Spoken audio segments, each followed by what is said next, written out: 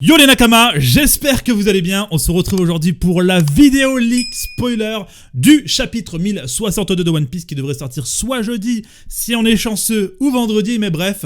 Alors les gars, une semaine sans chapitre, je sais pas vous mais c'est vraiment fade. C'est la galère, je sais pas trop quoi regarder, j'essaie de m'occuper. Bon, fort heureusement que ce mois d'octobre va être riche en animé, en manga, et ça va nous permettre, lorsque Oda décidera de prendre des pauses, de switcher un peu et de s'occuper comme on peut à côté, ok? Mais bref, aujourd'hui on parle de One Piece. Rappelez-vous les gars, on a vu l'identité de Vegapunk, et j'ouvre bien les parenthèses, ok? Vegapunk, est-ce que finalement c'est ce fameux personnage qui est apparu devant les Mugiwara et qui prétend l'être justement une femme?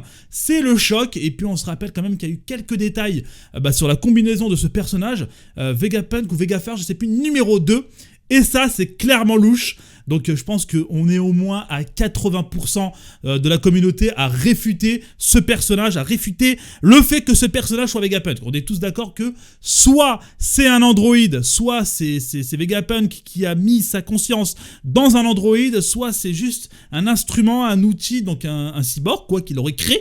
Donc voilà, c'est un peu la théorie qui ressort le plus vis-à-vis de Vegapunk et de cette nouvelle identité qui nous est révélée. Bon les gars, on va attaquer le 1062 en espérant avoir quelques indices croustillants. Let's go. On commence donc avec le premier indice, I know it. Ok, donc ça c'est un mème. En anglais, je le savais. Donc forcément, quand tu regardes le chapitre 1061 et la plupart des gens pensaient en tout cas que Vegapunk n'était pas ce personnage. Ce personnage est une fraude. Donc je le savais. C'est dans ce sens-là que je pense que cet indice pointe le doigt. Donc je pense que là, ça veut très clairement dire oui, ce ne veut pas Vegapunk et je le savais. Donc à voir par la suite. On passe à un message du leaker, donc il dit que c'est un bon chapitre, 8 sur 10, à savoir que la semaine dernière, je dirais qu'on était sur un bon 8 sur 10 à peu près, parce que pendant tout le chapitre, je dirais au moins la moitié du chapitre, c'est les Mugiwara qui se font attaquer par un géant robot. On a quand même eu la base G14, pas très loin, ça c'est assez intéressant, même si on n'a pas... La seule information du côté du G14 qui a été... la seule information intéressante, on va dire, c'était le fait maintenant on sait que les séraphins sont stationnés sur Egghead. C'est la seule information, d'accord, du côté du G14. Mais voilà, à part ça, les G14 n'a pas servi à grand chose. Ensuite, l'autre partie du chapitre, c'était le dévoilement de l'identité de Vegapunk. Et donc ce chapitre, je l'aurais noté peut-être 8 sur 10, ouais, parce qu'à part Vegapunk et peut-être l'information que les séraphins se trouvent sur Egghead, il n'y avait pas grand-chose à se mettre sous la dent en réalité.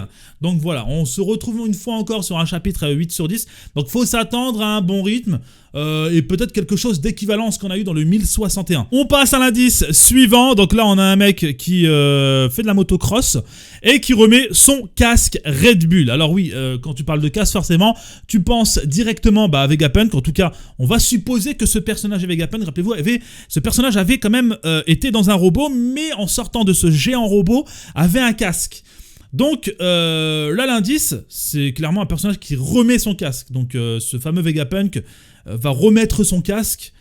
Est-ce que ça veut dire grand chose? Non, ça veut absolument rien dire. Est-ce qu'on en a rien à foutre? Très clairement. On passe à l'indice suivant. Donc on a Dark Vador. Je suis désolé les gars, mais j'ai jamais regardé la série Star Wars, la saga Star Wars d'ailleurs. Je vais bientôt m'y mettre, je pense. Donc on a Dark Vador, si je me trompe pas, et qui dit I am your father. Bon, ça c'est hyper connu. Je suis ton père, en gros, voilà. Donc à partir de là, deux théories. Soit le véritable Vegapunk va apparaître et va dire... il va dire à ce fameux cyborg femme qui se prend pour Vegapunk, je suis ton père, tu n'es pas Vegapunk, ferme ta gueule en gros, voilà.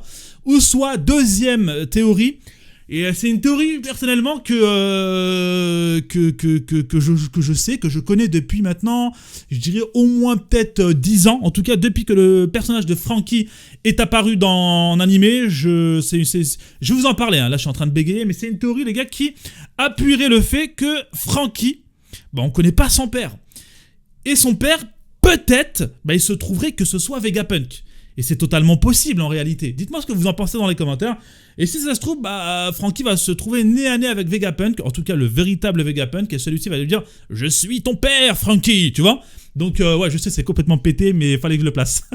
On passe au dernier indice. Donc on a un nounours, enfin je sais pas, un personnage là, qui fait des bisous à des étoiles. L'étoile, donc forcément, quand tu penses aux étoiles, tu penses aux étoiles qui sont positionnées sur les cyborgs, en tout cas sur les outils que crée Vegapunk.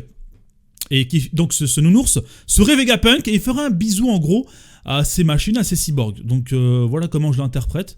Ça peut être autre chose, hein, mais en tout cas c'est comme ça que je l'interprète. Donc maintenant, si on devait prendre un peu de recul et résumer un peu tous les indices qu'on a vus, je pense très clairement qu'on va avoir l'information, voilà, la véritable identité de Vegapunk qui n'est pas finalement celle de la meuf qu'on a crue il y a 2 semaines. Donc voilà, moi je pense que c'est ce qui va ressortir de ce chapitre. Et puis peut-être qu'il y aura d'autres éléments, peut-être de la marine, Smoker qu'on ne sait pas, il est où encore, savoir que voilà, c'est quand même un vice-amiral, ça fait très longtemps qu'on l'a pas vu, il est pas très loin de Vegapunk. Donc voilà, est-ce qu'il est pas finalement sur Egghead ?